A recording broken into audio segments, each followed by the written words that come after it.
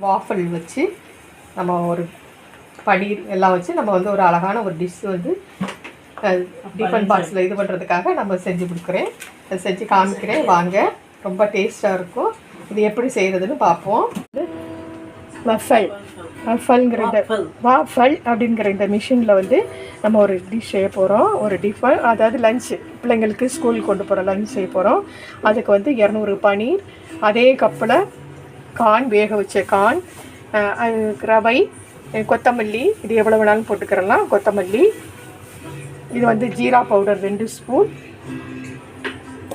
இது மிளகு, மல்லித்தூள், இது எல்லாமே நம்ம வந்து பன்னீர் இதெல்லாம் போட்டு 3 ஸ்பூனு இல்லை 2 ஸ்பூன் தேவையான அளவுக்கு கடலை மாவு இதெல்லாம் போட்டு சால்ட்டு கொஞ்சம் போட்டு நம்ம இந்த இதில் நம்ம வந்து இப்போ பண்ண போகிறோம். காமிக்கிறேன், இதை பார்த்துக்கோங்க.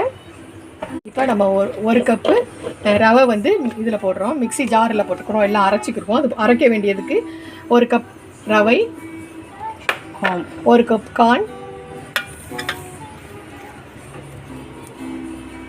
1 கப் கார்ன் போட்டாச்சு. நம்ம வந்து அதில் வந்து கடலை மாவு,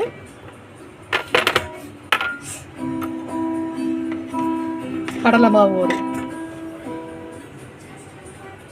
1½ கப், கடலை மாவு 1½ கப்பு. இதில் வந்து தண்ணி ஊற்றி நம்ம வந்து இப்போ அரைச்சிக்கிடுவோம். இதை சால்ட்டு போட்டு இதை வந்து ஒரு 15லேருந்து 20 நிமிஷம் நம்ம வந்து அப்படியே ஊற வச்சுக்கிடுவோம். ஒரு ஜீரா பவுட்ரு, ஜீரக பொடி போட்டாச்சு. கொரியாண்டர் பவுடர், மல்லி பவுடர் 2 ஸ்பூன்,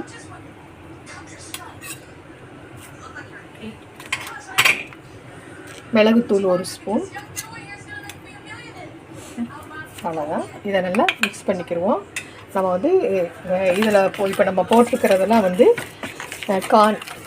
கார்ன் வந்து வேக வச்சு, ஃப்ரெஷ்ஷாக வாங்கின கார்ன் வந்து வேக வச்சு அது ஒரு கப்பு,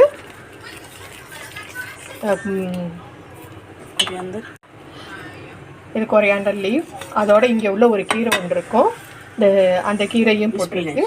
கீரை பேர் என்ன? ஸ்பினச்னு ஒரு கீரை இருக்கும். அது நம்மளுக்கு கிடைச்சா அதை போட்டுக்கோங்க, இல்லாட்டா கொத்தமல்லி போட்டுக்கலாம். நாங்கள் 2மே சேர்த்து போட்டிருக்கோம் இந்த இதில் வந்து பன்னீர்.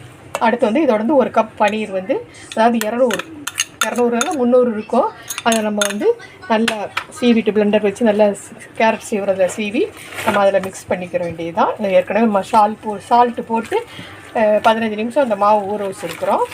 அந்த இதுதான் அதை வந்து ஃபஸ்ட்டு நல்லா இது பண்ணிக்கிறேன்.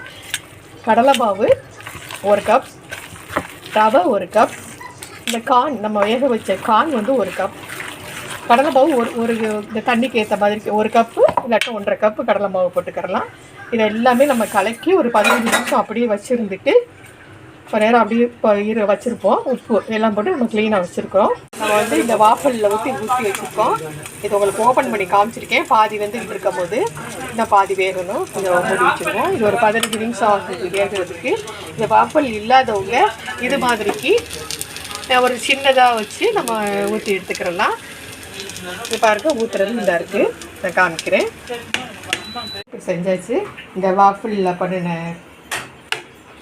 இது தோசை. இது வந்து இது இல்லாதவங்க நம்ம வந்து சின்னதாக ஒரு தோசைக்கல் இல்லை எதுனாச்சும் ஒரு இதில் பாத்திரத்தில் இது மாதிரிக்கு நம்ம ஊற்றிக்கிறலாம். இதுக்கு வந்து நல்ல க்ரீன் சட்னி, இது வந்து நாங்கள் வந்து கொத்தமல்லி சட்னி, கொரியாண்டர் சட்னி இது வச்சுருக்கோம். இதை வச்சு செஞ்சு பாருங்கள். இது சாப்பிட்டு பாருங்கள், ரொம்ப டேஸ்ட்டாக இருக்கும். ரொம்ப ஹெல்த்தும் கூட. இதில் வந்து நம்ம கீரை, பன்னீர், கார்ன் எல்லாம் போட்டிருக்கிறதா ரொம்ப நல்லாயிருக்கும். சாப்பிட்டு பாருங்கள். லைக் பண்ணுங்கள், ஷேர் பண்ணுங்கள், சப்ஸ்கிரைப் பண்ணுங்கள். தேங்க்யூ, பாய்.